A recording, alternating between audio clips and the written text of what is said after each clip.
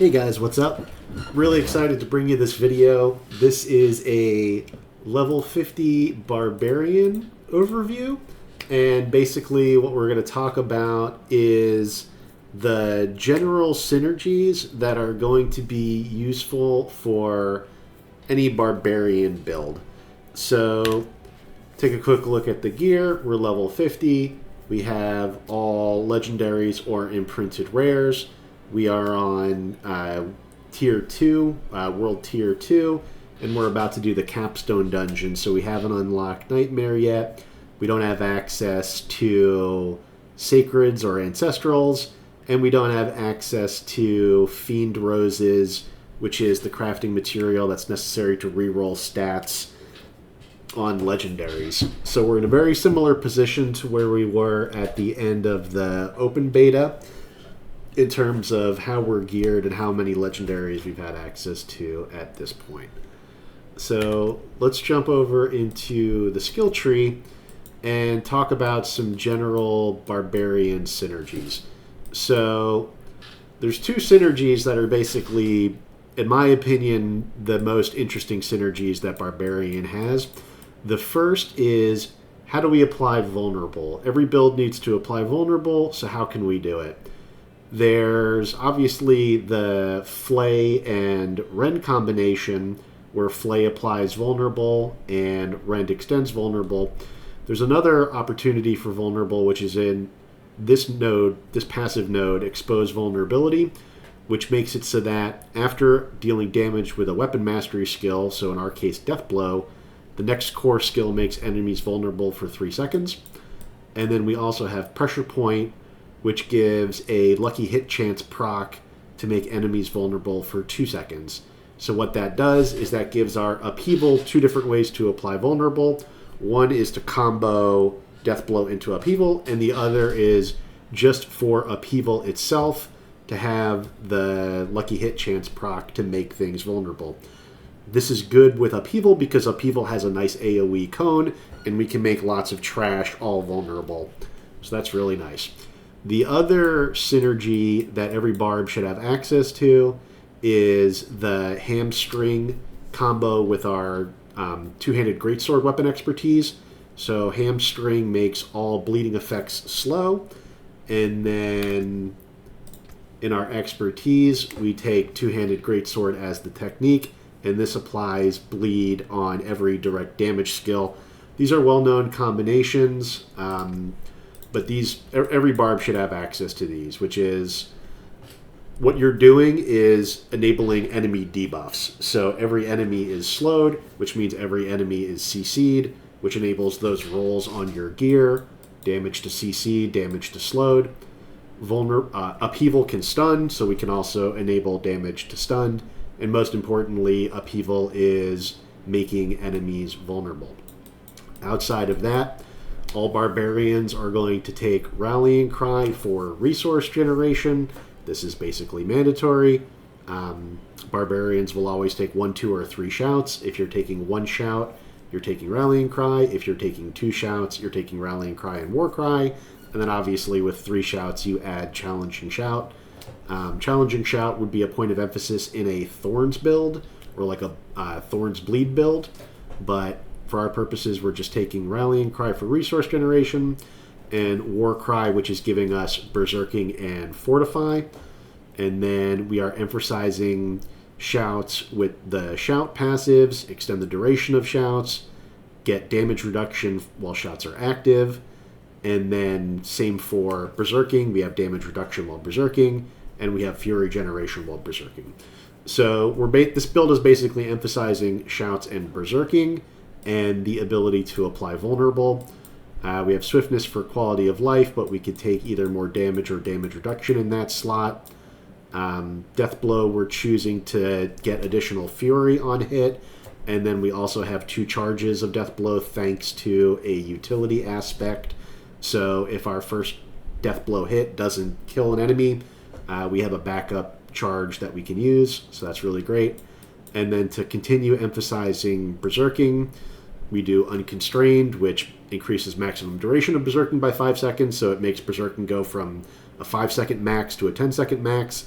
and it takes the berserking bonus damage from 25% to 50% total. So that gives us a 1.5% multiplier when we're berserking, and then Warcry gives us a 18% multiplier when we hit the Warcry button. That's for 7.4 seconds. So basically, Warcry is giving us berserking for 4 seconds, which is a 1.5% multiplier, and then its own buff for 18% for 7.4 seconds, which is a 1.18 multiplier. We could change from Mighty Warcry, which is giving us the Fortify, to Power Warcry, which would give us a 1.28% or a 1.28 multiplier. And ideally, with Fortify synergies, we would have enough points to go into counter offensive. I'm missing 3 skill points from Renown, and I could tweak things around a little bit. I could potentially pull points out of Lunging Strike and redistribute them into Rallying Cry or maybe counter offensive. But this is basically how I'm using the skill tree. It's emphasizing shouts, berserking, and the ability to apply vulnerable. And you can basically do this with any core skill, which is nice. In terms of our gear, the most important thing is what we're doing with the ring slots. So in the ring slots, we're doing Fury generation. So we're doing Shout skills generate Fury, and this is the Codex roll of Echoing Fury, so it's the worst roll for that. And then we're also doing Fury while berserking. So again, emphasizing shouts and berserking.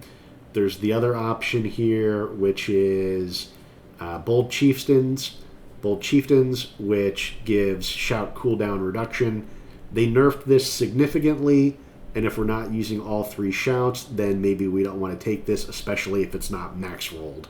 So with a bad roll on this, I don't necessarily know if we want it, and without 3 shouts, I don't necessarily know if we want it. So we're going to get our Fury generation from shouts and from berserking, rather than trying to rely on continuous shout uptime, which would need basically perfect CDR. Like, we would need a perfect roll on this CDR aspect, and then we would need to have CDR, which I believe can roll on Helmet and Amulet, which I don't think we have. Right, so we're not going to emphasize that. So then other combos that we have from a defensive perspective for aspects, our Helmet is generating Fortify. That's a max roll on that aspect. Our chest is generating an armor multiplier, which is quite nice.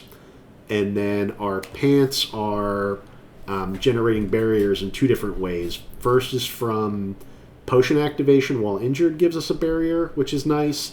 And then through the Codex imprinted damage and elite grants a barrier.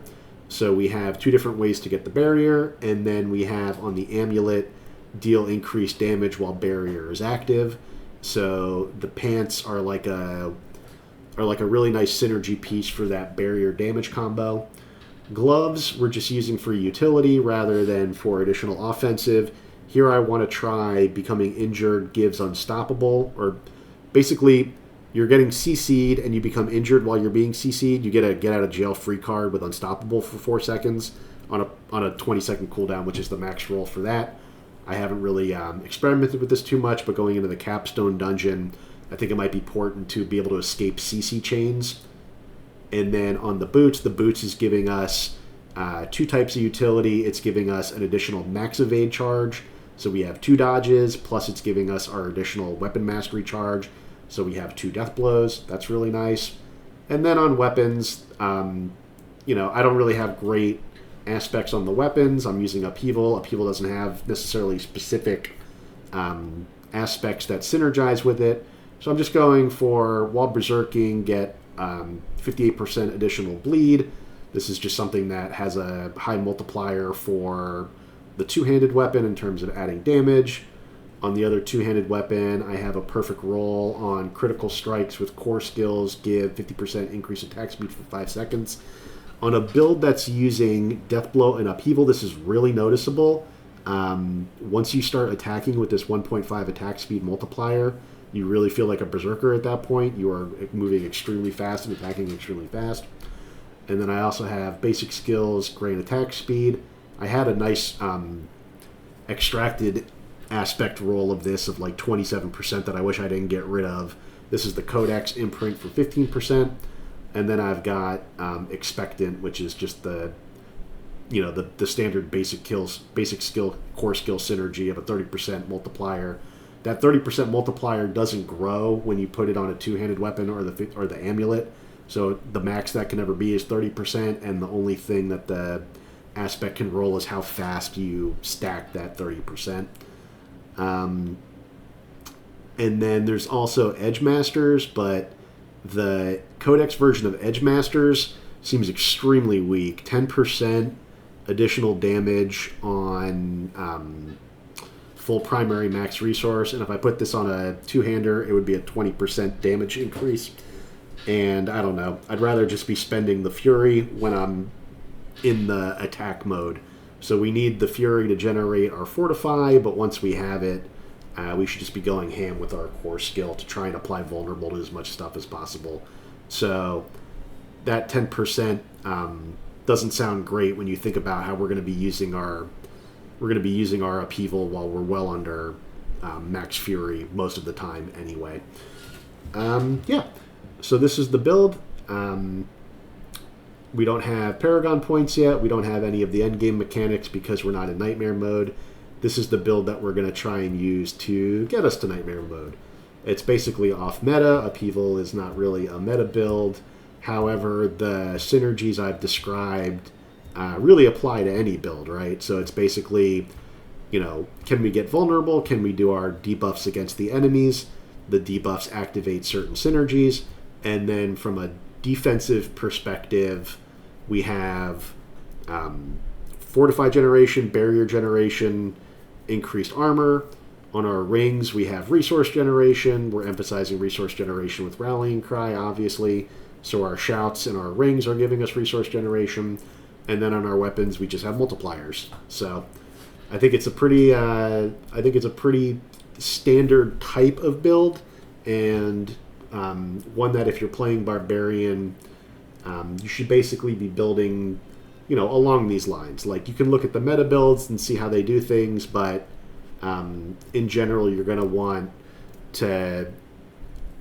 The last video I did where we reviewed the damage formula, all of those lessons still hold true here. The only difference between our understanding of the damage formula now and then is that main stat, in our case strength, gets its own damage bucket, but everything else was the same, which means we want to be applying vulnerable, we want to be getting our critical hit chance up, we want to have a nice distribution of things that we can apply in the additive damage bucket, we want our strength high as possible, and we want access to as many multipliers as possible. So we're emphasizing Warcry, Berserking, and then multipliers from things like barrier generation or core skill, basic skill combos. Obviously, we want Limitless Rage, which is another nice multiplier. Any of the multiplier aspects are obviously going to be really good. And we don't really have any of the skill synergy aspects. We have more like utility type stuff, like the breaking CC chains and the extra charges for Death Blow. So, pretty straightforward. I'm really happy that you guys sat through to the end of this. Thanks for watching so much. And see you guys in the endgame.